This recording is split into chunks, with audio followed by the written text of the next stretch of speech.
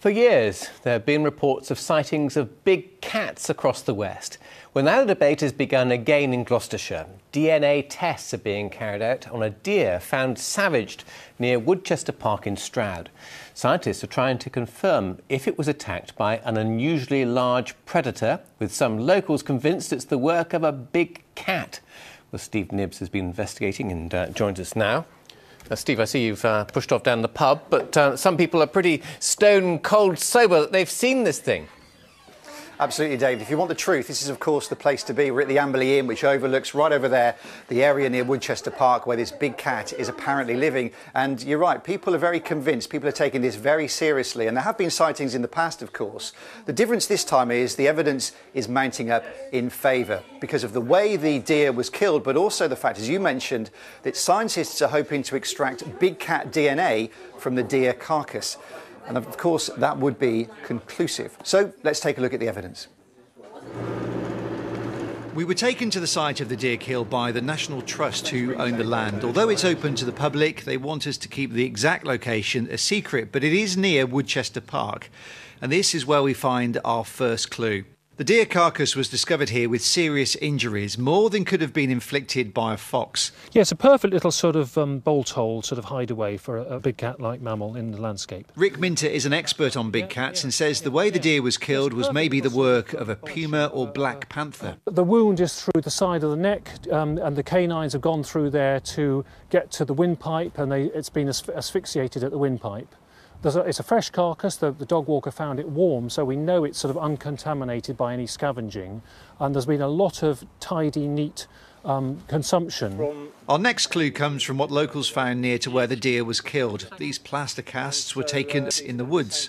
The width and shape of the print, and the fact that dogs which are not able to retract their claws would leave a clear claw print in front of each of these pads, whereas cats which are able to retract and have their claws retract most of the time, you're not able to see claw marks in front of those pads. But it's DNA analysis being done in this lab in Coventry that could prove conclusive.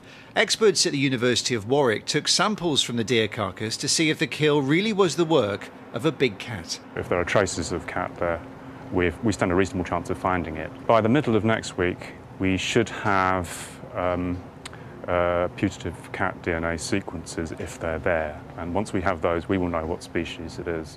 If there is a big cat living in Woodchester Park, then you can see why it's chosen to make this place its home, because experts say the habitat is perfect. But this is also an area that's used extensively by ramblers and dog walkers. So is the big cat, if it exists, a threat?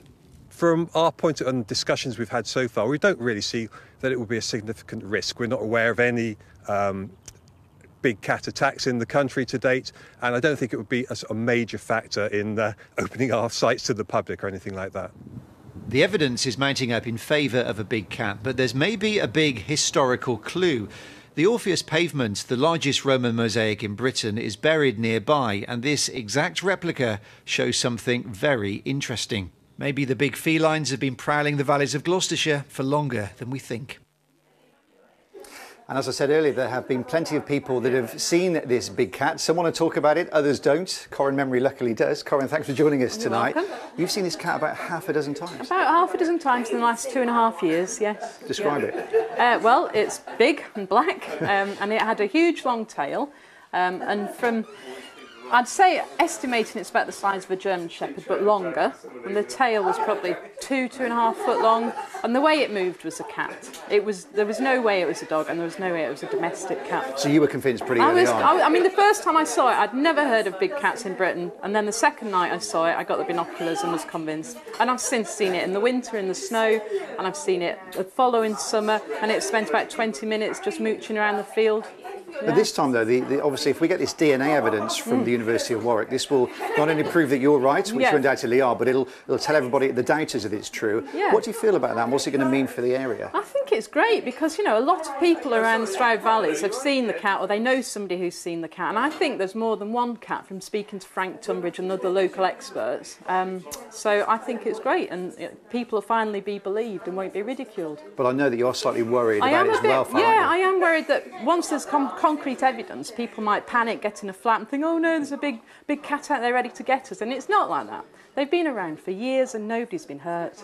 You know, they're pretty safe, really. They're just part of the British countryside now, I believe. Well, Corinne, it looks like the way. Thanks for joining us. So we know that the University of Warwick are hopeful to release their report next week, their initial findings. By the end of the month, we'll hopefully, fingers crossed, have conclusive proof either way that there is a big cat roaming in the Stroud Valleys.